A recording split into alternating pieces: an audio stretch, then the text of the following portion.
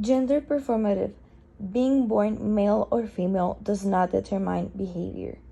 Gender performativity resonates with me because I believe that the fact that a person or we as humans are born male or female does not define our behavior or function or destiny in society.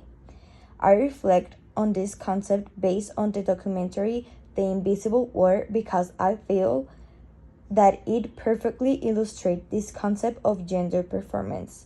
For example, at the time when women entered the Navy, their destiny was to be seen as a sexual object of military men. For military men, they were abused, violated, humiliated, and threatened by their senior commanders or their colleagues. Their destinies and futures were already marked because that was what was going to happen to them for the simple fact of being a woman and living with men. The destiny of the men was already marked as well.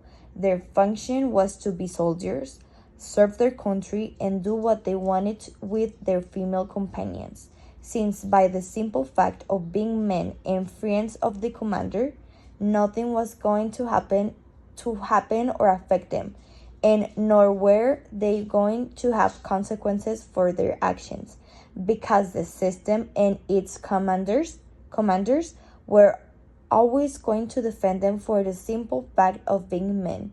They were going to be innocent, and the women, because they were women, no matter what happened, they will always be to blame for that they were looking for the fact that they were looking for it.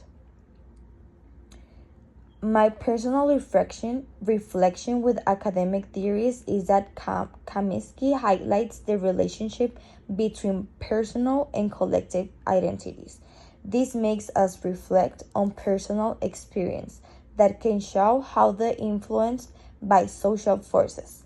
Segato talks more about violence, and because he examines traumas and personal conflicts, which make it possible to help understand broader patterns of violence and power in society.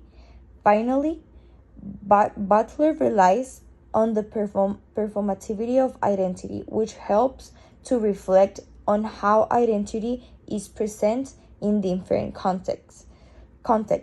By connecting these theories with personal experiences, we are able to understand how individuality relates to social and power dynamics.